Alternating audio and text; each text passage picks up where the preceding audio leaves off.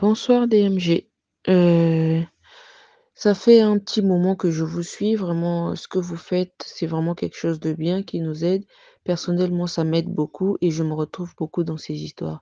J'ai beaucoup d'histoires à vous raconter, mais bon, je vais commencer par cette dernière. En fait, j'étais en relation avec, un homme, bon, je vais le nommer, X. J'étais en relation avec X. On s'est connus dans un camp de vacances et là-bas, il gérait personne, il était genre gonflé et tout ça et voilà. Après le camp, on s'est séparés, chacun est parti de son côté, c'était la rentrée, on a repris les cours, j'étais en troisième en 2015 et ce dernier, un jour, il s'est rapproché de moi, il m'a demandé le numéro de téléphone. En fait, ça a étonné tout le monde, il ne parle pas aux gens et tout bizarrement, il vient vers toi. Bref, je lui ai donné le numéro et voilà, on a fait connaissance. C'est devenu un ami et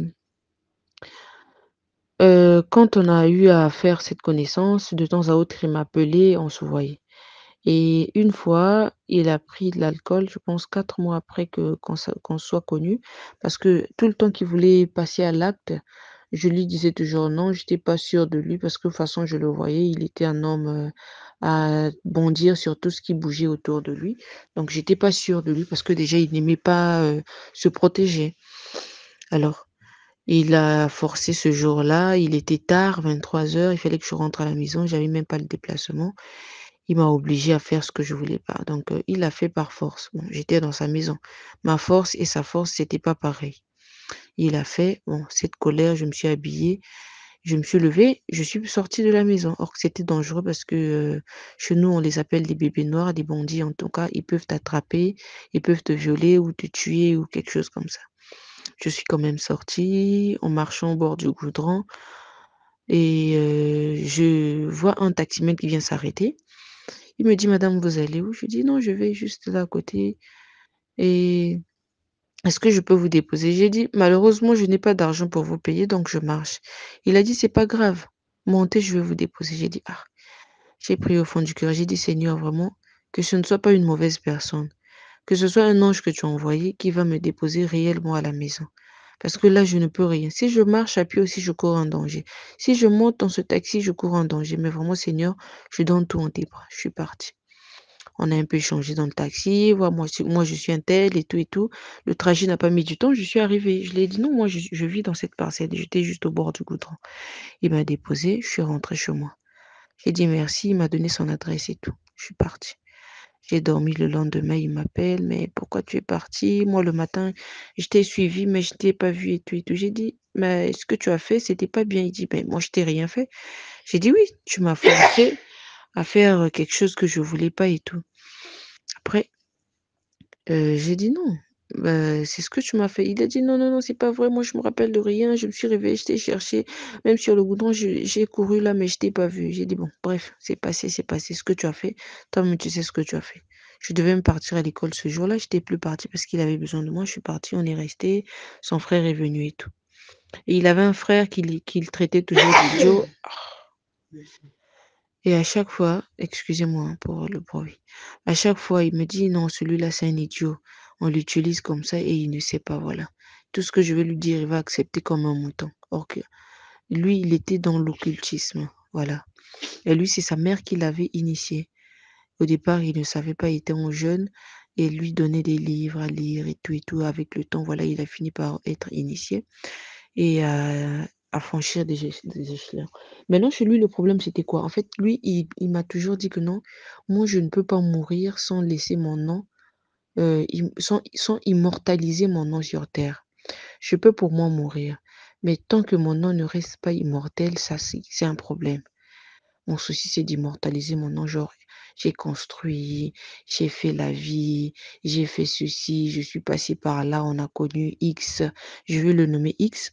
On a connu X, X a fait ceci, X a fait cela, malgré que je suis mort, mais mon nom est toujours vivant. Et j'ai dit: «Mais ça sert à rien. Déjà, si tu fais ça pour, au moment où tu sais très bien que le diable, il est menteur, il va te tromper, tu vas te retrouver en enfer et tu vas rendre compte à Dieu pour ce que tu as eu à faire sur terre. Toutes ces personnes que tu as eu à sacrifier, toutes ces personnes qui ont souffert à cause de toi et tout». Il a dit: «Mais bon, Des fois, on dit qu'il faut, sacrifier certains qui ne servent à rien pour pouvoir, rendre heureux ceux qui servent à quelque chose. J'ai dit: «Bah, d'accord, donc c'est toi qui décides qui est important, qui n'est pas important». Il dit: «Bah, oui, hein, donc c'est un peu dans ce sens-là». Il m'a expliqué ça. J'ai dit: «Mais pourquoi tu tiens à rester là-bas?» Il me dit: «Non, je dois rester, c'est ma mère qui m'a emmenée là-bas et tout». J'ai dit: «OK». Bon, je continuais après. J'avais une copine à l'école, je lui ai expliqué voilà ce qu'il a fait, voilà ce que j'ai découvert sur lui et tout et tout et tout. Elle me dit: «Ah mais c'est dangereux ce que tu fais et tout». J'ai dit: «Des fois c'est Dieu qui m'a envoyé sur son chemin, peut-être que je pourrais le changer, le ramener sur le droit chemin, on ne sait jamais. Je vais pas baisser les bras, je vais continuer à prier. S'il se confie à moi, je vais continuer à le conseiller». Elle a dit: «Bon, bonne chance, je vois que vous vous aimez, bonne chance». Et à chaque fois, on avait des disputes et quand on se dispute là, tu vas te dire que non, lui et moi, c'est fini, c'est fini. Donc c'est arrêté là, aujourd'hui, là, c'est fini. On va s'insulter, on va se dire toutes les mauvaises choses du monde. Je vais lui dire des vérités, en tout cas pas possible. Et une fois, il me dit: «Voilà, moi, j'ai été parrainé par quelqu'un qui travaille». On a l'hôpital, les grands hôpitaux parmi les hôpitaux de notre pays. Le grand hôpital, il y avait un chef là-bas, le chef de tout le centre. Il a dit: «C'est lui qui m'a parrainé, c'est lui mon parrain. En fait, comment ça se passe? Il va me sodomiser et tout et tout et tout». Voilà un peu ce que s'est passé. J'ai dit: «Ah bon, c'est lui qui t'a fait ça?» «Oui, oui, c'est lui qui m'a fait ça et tout». J'ai dit: «D'accord». En fait, il n'avait pas de retenue avec moi. Il me disait tout bizarrement. Il me disait des choses comme ça et je restais avec lui et ma copine m'a dit: «Tu n'as pas peur de rester avec lui?» J'ai dit: J'ai vécu pire parce que là où je vis, ce que je vois, ce que je sais de là, c'est pire que ça». Donc du coup, j'ai plus peur de ces choses-là parce que je me dis que non, ma force, c'est l'Éternel. Donc du coup, tout ce qui peut m'arriver, je donne entre les mains de Dieu. Alors on a continué notre relation. Avec le temps, j'ai quitté là où je vivais, je suis allée chez mes parents parce que je vivais chez mes grands-parents. Je suis allée chez ma mère, je vivais là-bas. À un moment, je suis tombée malade. Il est venu me voir. Après, bon, il m'a appelé, il est parti. Et quand c'est comme ça, il te donne pas son argent. Que tu sois malade ou que tu sois quoi, quand on se voit, il peut me donner 1000 francs ou 5000. Tiens, paye le déplacement. Quand il t'a donné ça, ça veut dire que tu peux même faire 2 mois, un mois. Il va plutôt rien te donner. Or moi, je n'avais pas un revenu, du coup, à la maison aussi, on me donnait pas grand-chose. Je me débrouillais moi seule. Alors, on continuait dans cette allure et une fois, j'arrive à la maison, j'avais eu, un problème avec un proche, avec mon père, en gros. Je lui ai expliqué ce qui s'était passé. Après, une fois, il me dit: «Voilà», il commençait à m'emmener chez ses sœurs. Il avait une sœur qui est bien, sa sœur, elle était, posée, elle a un mari, des enfants, des voitures, elle fait des voyages et tout. Après, il me dit un jour: «Voilà, moi, j'aimerais que tu puisses rejoindre mon église, parce que si tu veux que nous puissions nous marier, il faut qu'il y ait l'harmonie dans le couple» et voilà, voilà, voilà. En fait, il essayait de m'amadouer dans ce genre de choses. J'ai dit: «Non, moi je peux pas rejoindre ton truc» parce que je disais: «Je sais que c'est satanique, moi je peux pas te rejoindre. Vraiment ça c'est impossible. Si tu attends à ce que moi je te rejoigne, là tu t'es mis le doigt dans l'œil». Il dit: «Mais c'est pas bien ce que tu fais et tout et tout. Moi-même je serai ton parrain, je vais te parrainer». Or avant ça, il m'invitait d'abord dans son église. Il dit: «Je veux t'inviter dans mon église pour que tu viennes prier avec moi.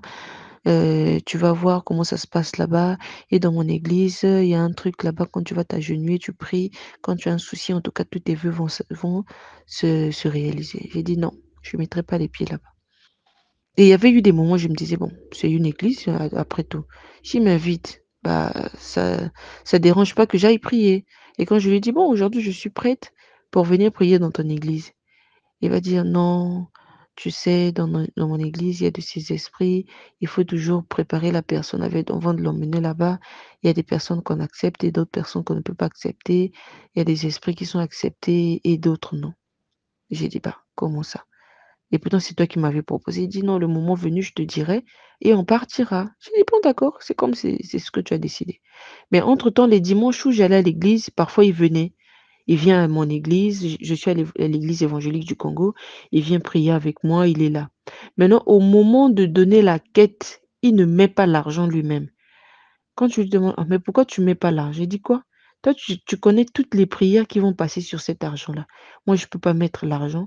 Ça peut sortir de ma poche, d'accord, mais prendre de ma main et mettre dans le panier là, je ne peux pas parce que les prières qu'ils vont faire sur cet argent-là, ça va tomber sur moi.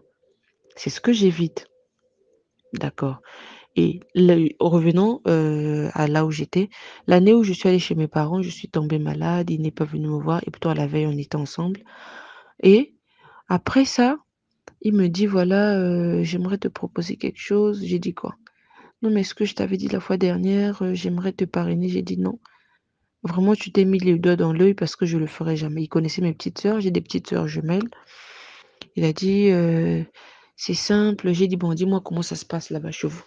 Il dit: «Mais c'est pas quelque chose de difficile, c'est simple et puis tu seras tranquille, tu vas voir, hein. Moi là où je suis là, il te suffira juste de sacrifier 3 personnes, tu pourras même». En fait, il dit ça, c'est comme si c'était de la viande que tu vas l'acheter au marché et tu donnes soit des moutons, tu vas acheter et puis vous allez égorger, voilà, sacrifice, voilà. J'ai dit: «Comment ça?» Il dit: «Bah oui, regarde par exemple ton père, il n'a rien fait pour toi et aujourd'hui tu n'as pas une bonne situation, tu es là en train de te débrouiller toute seule, tu dois chercher des petits boulots pour travailler par-ci par-là, pour que tu t'en sortes. Ton père n'a rien fait pour toi, or qu'il pouvait bien te situer et toi il travaillait et tout, il n'a rien fait pour toi». J'ai dit: «Bah c'est pas grave, il reste mon père». Il dit: «Mais non, quand c'est comme ça, tu peux le sacrifier pour comme ça, il va aller travailler pour toi, au moins il a servi à quelque chose, au lieu qu'il puisse continuer à rester en vie et tout». J'ai dit: «Ah bon, donc c'était le plan que tu avais?» En fait, je voulais pas d'abord, m'énerver ou quoi, je voulais écouter ce qu'il avait à dire. Il me dit: «Voilà ton père et tout et 3 personnes, donc tu as tes petites sœurs qui sont des jumelles aussi. Tu peux prendre ces filles-là, tu les sacrifies aussi, tu vois? Ça va t'aider, tu pourras aider ta famille, ta mère et tout et tout et tout». J'ai dit: «Ah bon?» Parce que moi je t'ai dit que mon père, c'était un mouton et que mes sœurs étaient des brebis pour des sacrifices. J'ai dit: «En tout cas mon frère, tu t'es mis le doigt dans l'œil. Moi je peux pas continuer la relation avec toi.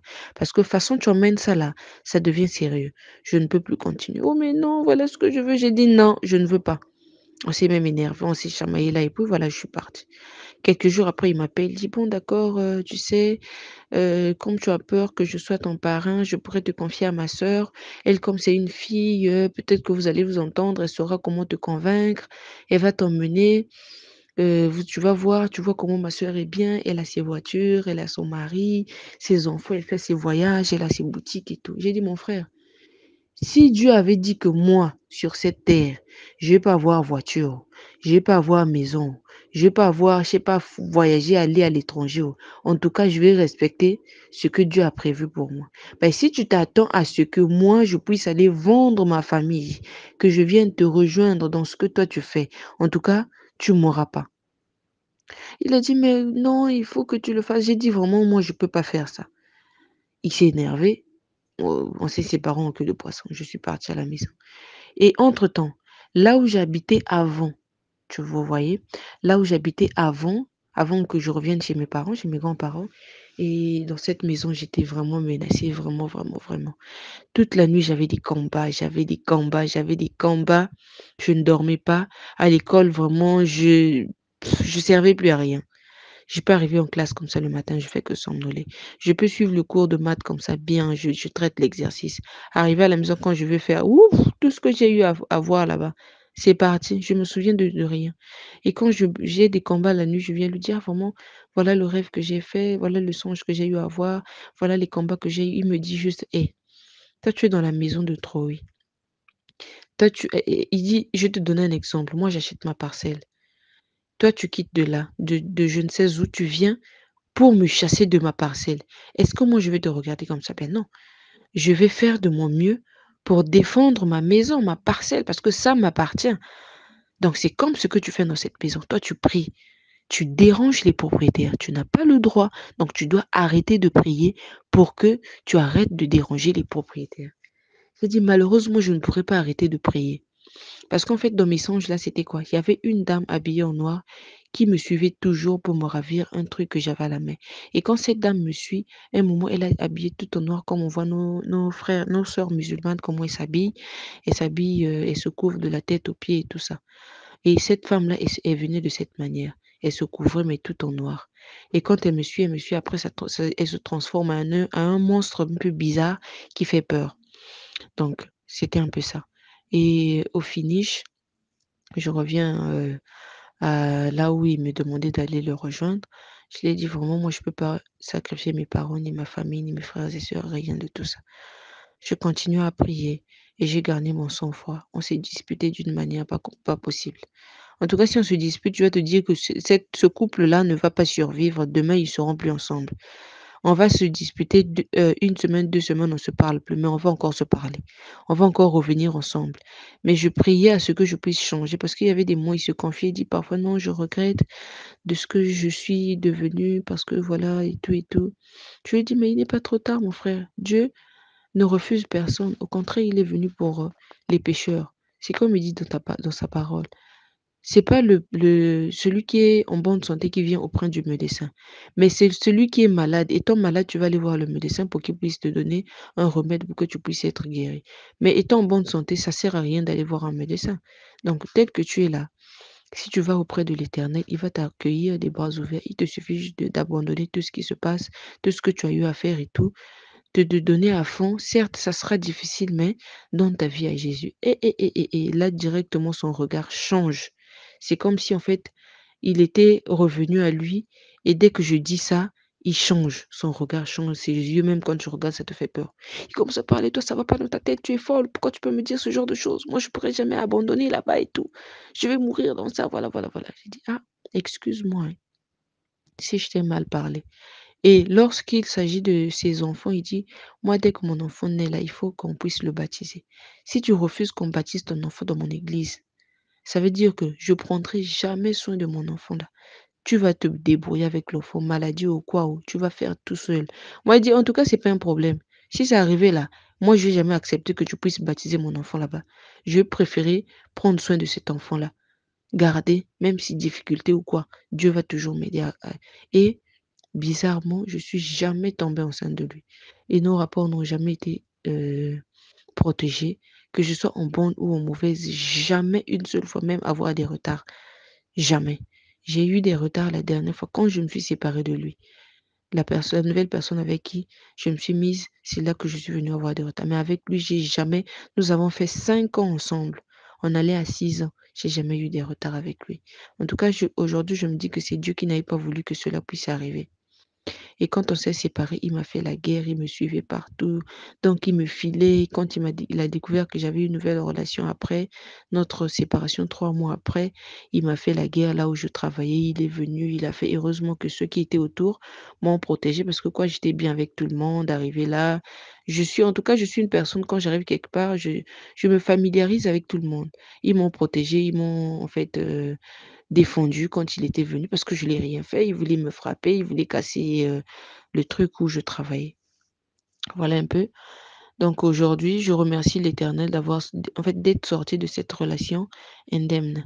Et la morale dans cette histoire, j'aimerais juste, tirer l'attention de nos sœurs, mes petites sœurs et tout le reste, parce que, aujourd'hui, c'est pas tout ce qui brille qui est de l'or. Lui, il avait l'argent et je pouvais le voir avec beaucoup d'argent. Je lui dis: «Mais pourquoi tu me donnes pas l'argent et tout? Tu vois que j'ai des difficultés et tout, mais tu peux pas m'aider». Il dit: «Je préfère acheter la boisson. Si tu as besoin de boire là, je vais t'acheter ça. Mais si tu t'attends à ce que moi je te donne mon argent, je te donnerai pas ça». J'ai dit: «Pourquoi?» Il a dit: «Parce que je te protège». J'ai dit: «Tu me protèges comment?» Il dit: «C'est de l'argent sale. Je peux pas te donner ça. Si je te donne ça, je te vends. Si je te donne ça, je te vends». C'est ce qu'il m'a toujours dit. Voilà un peu. Donc, la morale, c'est que quand vous avez une relation, ce genre de relation, si un jour vous tombez sur ça, un homme qui vous dit que non, je ne peux pas vous donner mon argent parce que voilà, il te dit clairement ce qui se passe avec son argent. N'insistez pas. Écoutez ce qu'il vous dit. Et s'il y a possibilité de vous retirer, retirez-vous de cette relation. Moi, au moins, j'ai été sauvée. Je me suis retirée de cette relation. L'Éternel m'a gardée et aujourd'hui, je rends grâce à Dieu parce que je suis sortie de cette relation. Et ce qu'il fait avec les autres, c'est pas ce qu'il a fait avec moi. Parce que je sais qu'il y a des autres qui sont passés, même en étant ensemble avec moi, il y a d'autres filles avec lesquelles il a été. Ces filles-là, parfois, elles écrivaient, voilà ce que tu m'as fait et tout et tout. Il y a des choses pas bien qu'il a fait à ces filles-là. Vous voyez? Même quand il y avait des décès dans sa famille, il me disait: «Non, voilà celui-là, celle-là, on l'a sacrifiée parce que bon, elle ne sert à rien. Heu, Elle est morte, on va gérer les funérailles et tout ça». Parce qu'il y a son oncle qui était dans l'occultisme, il y a sa mère qui était dedans, elle est même pasteur, il y a, tout ce monde-là, tu vois? Un peu les grandes personnalités du pays. Je vais taire le nom du pays, les grandes personnalités du pays se connaissent tous. Donc c'est un peu ça mon histoire que j'ai voulu partager avec vous ce soir. Vraiment, je vous remercie et je vous demande de partager, de liker et n'oubliez pas de cliquer sur la cloche de notification et aussi de commenter. J'aimerais vous lire dans les commentaires. Merci DMG pour ce que vous faites. Désolée pour la longueur de mon histoire. En gros, j'ai coupé court. Il y a certaines parties que j'ai pas voulu prendre, mais bon. Je vous remercie et j'espère que cela pourra, aider nos jeunes sœurs et nos frères également. Merci et bien des choses à vous. Bonne soirée et bonne journée. Ça dépend de l'heure à laquelle vous allez m'entendre. Merci.